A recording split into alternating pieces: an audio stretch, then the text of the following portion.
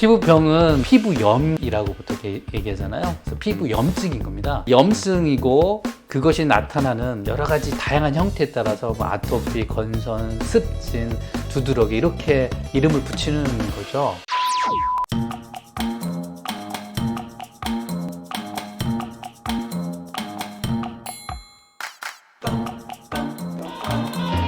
피부병은 피부염이라고 보통 얘기하잖아요. 그래서 피부염증인 겁니다. 염증이고 그것이 나타나는 여러 가지 다양한 형태에 따라서 뭐 아토피, 건선, 습진, 두드러기 이렇게 이름을 붙이는 거죠. 피부병의 원인은 뭐 여러 가지 있겠지만 뭐 진균이라든지 세균 이런 것에 의한 감염인 경우도 있지만 되게 양약으로 잘 낫지 않은 피부병, 피부염증의 주요 원인은 소화가 좀 잘 안 되면서 장이 안 좋은 경우가 있습니다. 장이 안 좋을 때 우리가 보통 새는 장이라고 얘기를 하죠.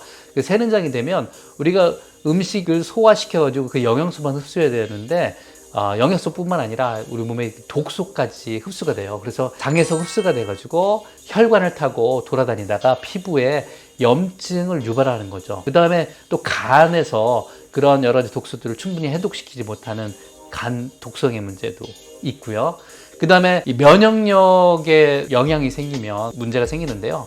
우리가 스트레스를 받거나 뭐 여러 가지 원인에 의해서 면역이 항진되거나 면역이 저하되는데요. 주로 부신 피질 호르몬이 이상 항진되거나 혹은 좀 더 시간이 지나면 고갈되거든요. 그러면서 면역이 과도하게 항진되거나 혹은 억제되어서 그걸로 인해 가지고 여러 가지 뭐 알레르기라든지 자가 면역 질환이 생기면서 그런 것들이 피부에 염증을 유발하게 되는 거죠. 피부병의 여러 가지 그 피부의 형태에 따라서 아토피, 건선, 습진, 두드러기 이름은 다양하잖아요. 그런데 그 다양하지만 그 양약을 쓸 때는 주로 원인이 세균이라든지 진균에 의하면 그것을 없애주는 뭐 항진균제라든지 항생제를 복용하고요. 그 다음에 어떤 가려운 것들이 심하면 항히스타민제를 복용하고 그 다음에 염증을 제어하기 위해서 뭐 소염제라든지 스테로이드 연고라든지 뭐 혹은 먹는 거 이렇게 처방하여 치료를 하는데요. 근데 이런 피부의 염증은 하나의 결과잖아요. 그래서 그 결과만을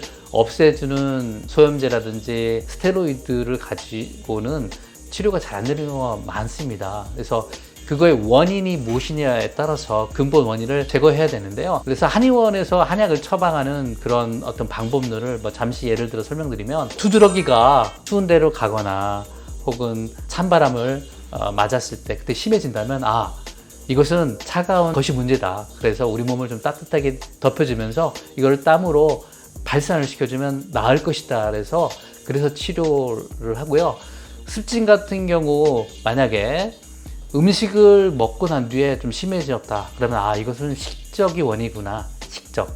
음식의 그 식적이라고 우리가 진단을 하는데요. 그러면 거기에 식적을 없애주는 약과 더불어서 피부에 특화된 한약을 같이 첨가하게 됩니다. 또한 만약에 아토피인데 좀 더울 때 심해진다거나 혹은 그러면서 진물이 나게 되면 그거는 열증, 습증이 같이 겸하게 된 거잖아요. 그래서 그거를 습열이라고 그래요. 그래서 한약 처방에 습과 열을 없애주는 청열, 그 다음에 리습 하는 약을 같이 배합을 하고 그 다음에 여러 가지 다양한 증상들을 같이 묶어서 하나의 처방 안에 그것을 같이 묻게 되는 것입니다. 피부병의 음식 조절이 상당히 중요합니다. 경험상 좀 좋아지다가 다시 이렇게 원래 상태로 되는 경우는 그것이 음식이 상당히 중요한 역할을 해요. 그래서 음식을 좀 가려야 되는데 주로 차가운 거라든지 그다음에 생거, 생야채라든지 날것, 회 이런 것도 좀 조심하셔야 되고요. 기름기 있는 거, 좀 자극적인 거, 그다음에 면, 그다음에 특히 뭐 돼지고기, 닭고기는 기본적으로 좀 가릴 필요가 있습니다. 그래서 단백질을 섭취할 때는 돼지고기, 닭고기가 아니라